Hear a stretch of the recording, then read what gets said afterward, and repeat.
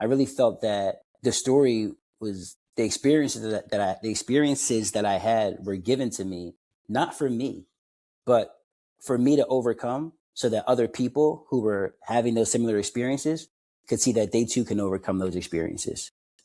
It was my responsibility to share that with the world. And I had no idea how powerful it would be, but I just felt that those things weren't hurting me. Those things happened to me. Those things happened not to me, but for me, so that other people can see that they too can come out of these situations and do great things, and achieve, greatness. 'Cause sometimes we become a victim of our circumstances or a victim of our environment. And we don't have to be victims, because our God is a victor. He's a victorious God, and we are children of God, and we are supposed to be victorious also. So I needed to share that story to inspire others. I remember I was speaking one time at this event, and this woman who was 67 years old, when I was done, I shared my story a little bit. And, I was doing motivational speaking at that time. And this lady came up to me, man, and she was just hugging me, telling me how inspired she was to know that she can overcome her victimization after hearing my story. And this woman's 67, bro, been living with this pain for God knows how long. You know what I'm saying? And in that same room, there was a police officer who I knew personally.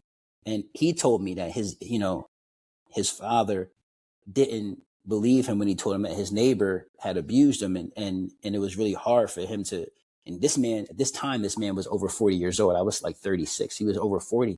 And he had been dealing with that since he was a kid, man. So like so many people have just struggled with so much victimization, man. And, we just hold on to it and keep it to ourselves. And we don't try to overcome it sometimes, or we feel that we can't overcome it and that we're powerless against those things. And man, it's, for people who find a way through it, it's our responsibility to share with others at least the way we went through it, so they can also see that they can find the way through it and not stick with that, or let it hold them down till they're 67 or over 40 years old, man.